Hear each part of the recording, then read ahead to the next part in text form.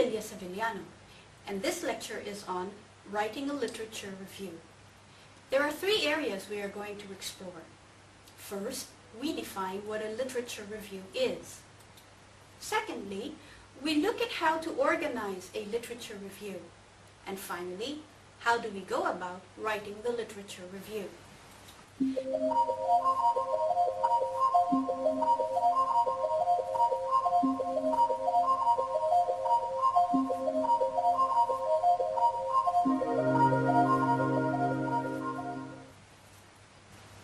What is a literature review? As the name implies, it is a review of all the literature done so far on your topic. It is usually written as a separate chapter in the thesis. There are four things a literature review sets out to do, and these are that it focuses on what has been researched before on your chosen topic. Then, it highlights how your study will fill the current research gap. Thirdly, it points out why it is necessary to conduct your research. And finally, it sets the boundaries for your study, also known as the delimitations of the study. An important element in the literature review is critical evaluation. It is essential that you include a critical examination of the material you have read, for this allows you to justify and show how your work is different and why it is necessary to conduct research.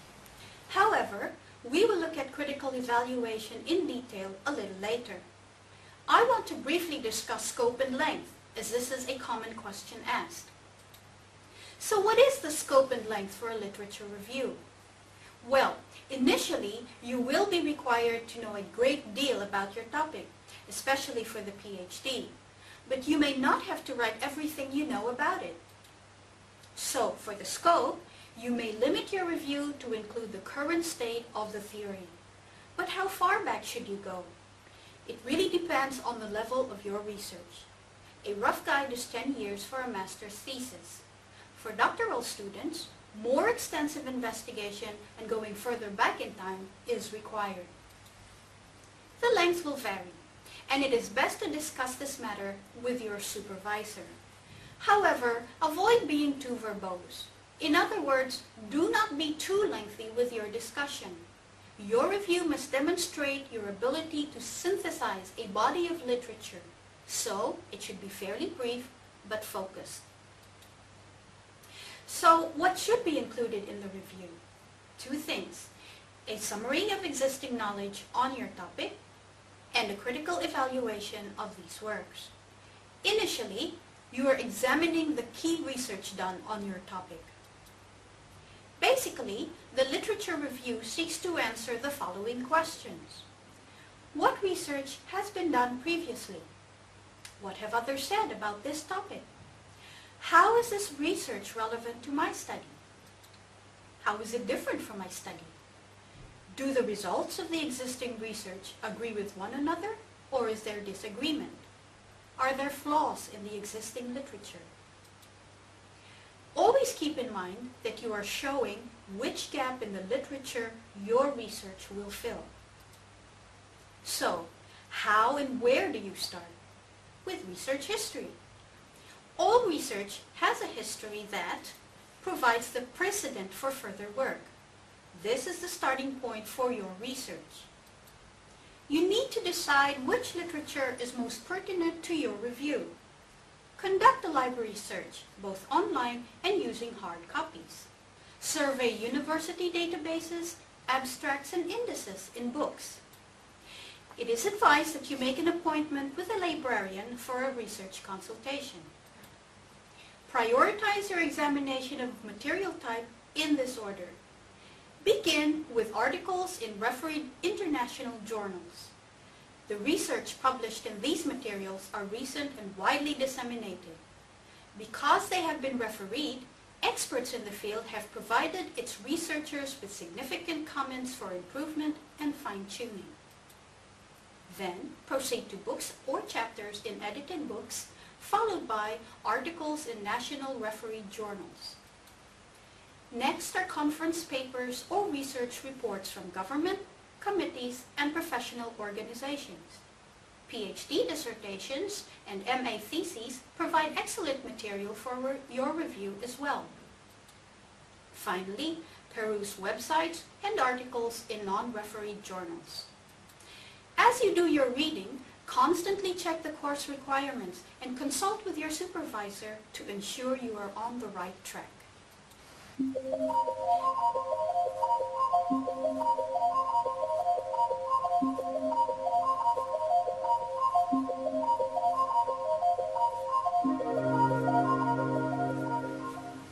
We now turn to organizing a literature review. Davidson and Tolich, 1999, page 94. Summarize a literature review as follows.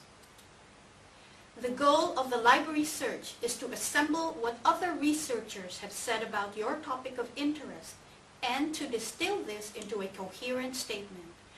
This involves a lot of reading, note-taking, paraphrasing of arguments, summarizing of the key findings, and extracting the most critical quotes. What you come up with at the end of all this should read much more like a short essay than simply a jumble of disordered notes. As you would do for the essay, the literature review should be well structured, and we will get to this in a while. It is best to ask your supervisor for the required format, as this varies across disciplines. Synthesize the information into a cohesive whole. By cohesive, we mean that the ideas fit together clearly in a way that readers can easily follow. In other words, the ideas are arranged in a logical manner. Let's first look at the basic components in a literature review. These are general background information, theory, review of the literature on the instruments, and summary. Let's look at general background information. Initially, introduce or discuss the topic, key concepts, and terms relevant to your study. Describe the scope and organization of your literature review. Then, review past and present literature in relation to your research purpose. And finally, clarify the purpose of your study. Then, outline relevant theories that impact your study. Even in groundbreaking research or new fields of research, there must be some foundation upon which your work rests. You may find that not all literature relates directly to your topic, but integrate key points from related studies and make the appropriate inferences. Whatever topics you include, it must bear some relationship to your topic. Your literature review should also include a review of literature on the instruments. As the phrase indicates, review the literature on the instruments or measures you will use as part of your study. You must present evidence that supports your choice of instrument over those not chosen. Include reliability and validity estimates and a description of samples that have received the instruments. At the end of your literature review, include a summary. The summary is a clear and concise account of the current state of knowledge on your topic and the instruments used. It should provide a sense that you have thoroughly examined the background to your study and thereby endorses a decision to research on your topic. Now that we know the basic components in a literature review, let's look at how to organize the information. First, arrange your review by key themes or findings and use headings and subheadings. Let's look at this example. Broader communication issues, likely causes of obesity, proposed public policy changes to reduce obesity. The literature review ends with a summary and then outlines the research aims. Under each heading, there may be further subheadings. Let's look at the example further.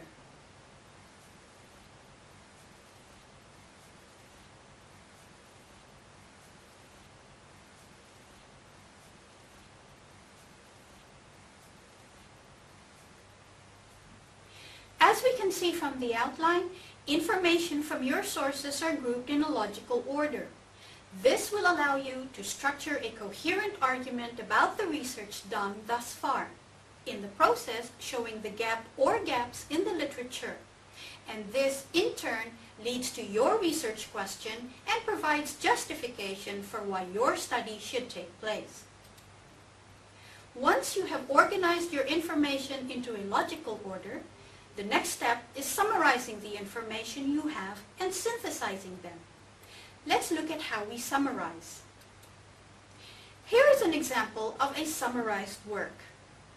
A study by Smith, 1998, showed that gender differences exist online. Now this is too short a summary.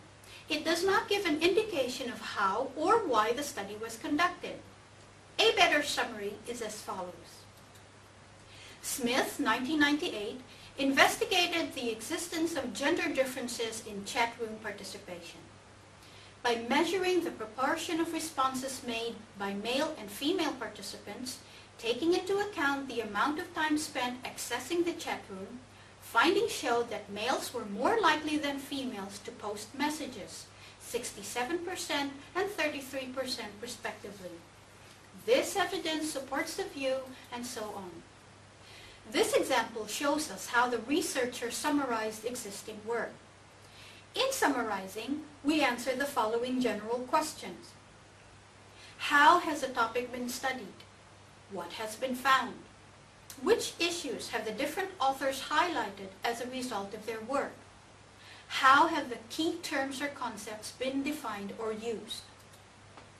In summarizing others' works, it is good to include some of the following features: the participants' characteristics and the criteria for their inclusion, the sample size, location of study, type of study, whether it was an experiment, interview, or survey, the nature of the task, what was done, and details of tests used, findings, whether numerical and/or descriptive, and how the findings relate to your research question. However, when summarizing the information, make sure you also synthesize these. But what does it mean to synthesize, and how do we do this?